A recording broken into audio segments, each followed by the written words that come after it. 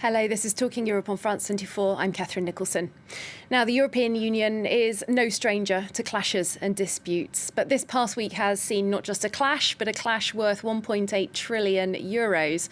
Hungary and Poland have both blocked the passing of the next 7-year EU budget and the COVID recovery plan. This over a plan to make transfers of EU funds to EU member states conditional on those states respecting rule of law. Now, that is a commitment that all EU states sign up to. It's in Article 2 of the Treaty of the European Union. To debate the issue, I'm joined from Budapest by the Hungarian State Secretary for EU Affairs, Attila Steiner. Thank you for being with us. And from Brussels, co-president of the European Greens group in the EU Parliament, Philippe Lamberts. Hello there. Hello. Hello. Well, let's get started. First to you, State Secretary. 72% of citizens who were surveyed in Hungary and also in Poland are in favour of having this conditionality attached to EU funds. How do you justify this opposition to it by your government, which clearly goes against the will of the majority of your people? Our position is that the political agreement which was reached between the European Parliament and the German presidency, this does not conform the July agreement which was reached by the prime ministers and head of state. And furthermore, we think that this new conditionality, which is envisaged by this political agreement, is circumventing the basic treaties of the European Union. And since this question belongs to the whole budget question, and we consider it as a full package, and nothing agreed until everything is agreed, therefore we cannot support the whole financial package due to this development. Mm-hmm. Well, Mr. Steiner adopts a very diplomatic tone, but let me refer to the words of the real boss of the Hungarian government, who said recently once again that the European Union was becoming the new Soviet Union. I would like to remind everyone that Hungary, which was an allied country of the Nazi Germany, was occupied by the Red Army, and this is what forced Hungary to become a member of the Soviet bloc. And when Hungary insurrected against that in 1956, it was, suppressed militarily by the Red Army. There's no such thing with the European Union.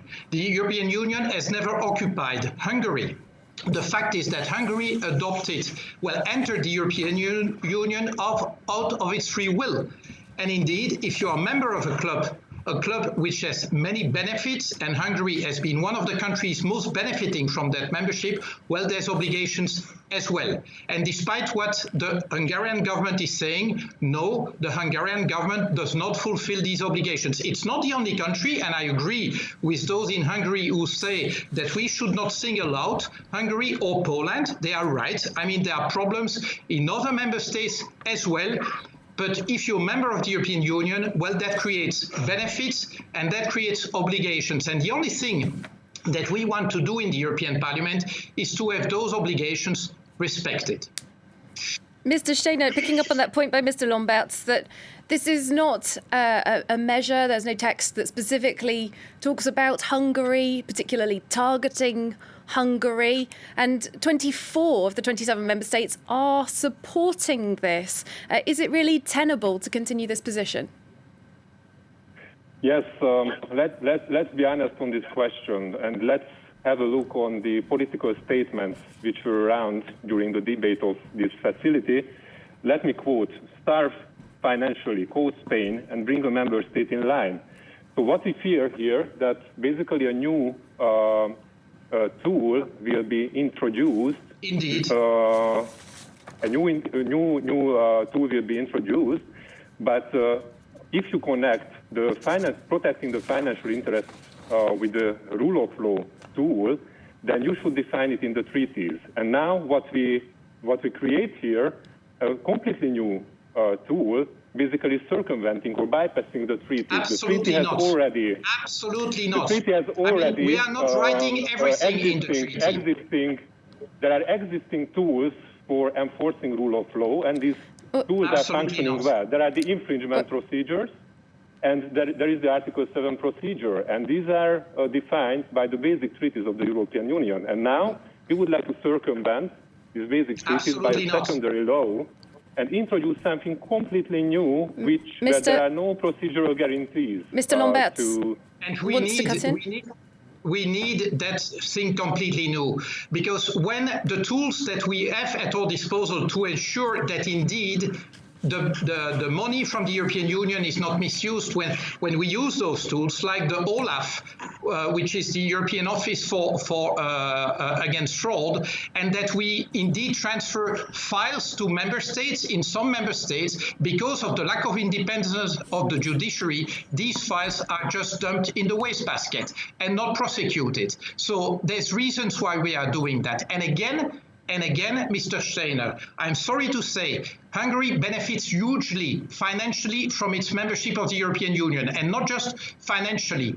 You cannot expect to get these permanent flows of money towards Hungary without strings attached. And no, we do not. Well, if Hungary were today to be applicant to the European Union, it would not pass muster. I mean, Hungary would not become a member of the European Union with a number of laws that are currently in place. And again, Hungary Mr. Lamberts, let me react on that. Hungary chose to be a member. Yes, indeed, we benefit a lot from Union's financial resources.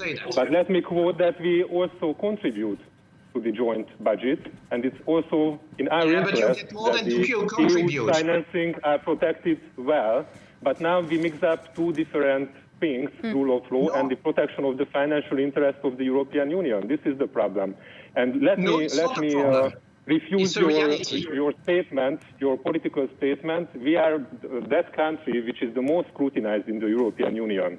And that's the case. Started in 2010 or 2011, and we agreed on all disputes with the European Commission. And if not, then we went to the court, and we always complied with the judgment of the court. Mr. Lamberts? And it's always implemented. So Mr. Lamberts? I'm just saying, well, again, for all the nice words of Mr. Steiner, if Hungary has got more than its fair share of remarks and procedures from the European Union, it's because the Prime Minister Viktor Orban has decided to challenge the values of the European Union on a permanent basis. I'd just like to ask Mr. Steiner, do you see any truth in any of the statements being made about degradations of rule of law in Hungary? I've got a couple of examples I'd like to put to you. The central government cutting tax income in opposition-governed cities, the ruling Fidesz party of Viktor Orban replacing judges with its own political appointees, meaning that the judiciary in Hungary is, by any measure, now politicized. I do not hide that we have some different opinion on different questions, but there are a set of rules how to dispute these questions, and we are doing that since our accession. And we have ongoing infringement procedures, and at the end, we will see whether we can agree or not, and then the court will finally decide, and we will accept the ruling of the court. So this is the normal procedure, but now we would like to create something where, based on the risk of infringing something which is not defined, rule of law, because you don't have a criteria of rule of law. Well, Mr. Lamberts, I'd like to put this point to you regarding the legality of what the European Council is trying to do right now. The wording in Article 2 of the Treaty of the European Union, upon which all of this rests, is somewhat vague. It says that the EU is founded on the values of respect for human dignity, freedom, democracy, equality, the rule of law. I'm sure you know it well. This is for our viewers. Would you agree that this does make it hard to spell out exactly what the values it indicates under rule of law mean in practice? Of course, but this is the role of a treaty such as that. It has to be compared with a constitution where you enumerate broad values and principles of organization of the state. And then indeed, you make them more precise in what Mr. Steiner calls secondary legislation. This is precisely what we are doing. And the fact that actually those two governments are reacting so violently is because I think that now they realize that we might at long last have a tool that would have an impact. Because so far, indeed, with the limited tools that we have, well, the Hungarian and Polish governments, but many others as well, make no mistake about that, have gotten away with keeping severe infringements of civil liberties and rule of law. And now we might have an instrument that cuts. And this is why they are reacting so violently. Mr. Steiner, unfortunately, we have very little time left. I'm sure that there's much that you disagree with in what Mr. Lamberts has said, but I would like to put a specific point to you.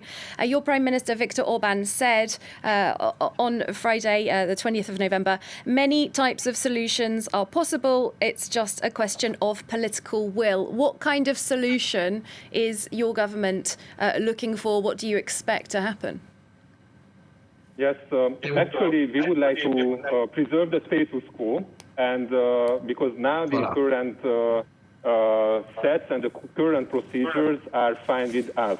So now somebody, so European Parliament and some other players, request an additional tool, which is not in the tool set. So I think they should come up with a proposal then how to solve this issue, because we did not move at all. Very little time left.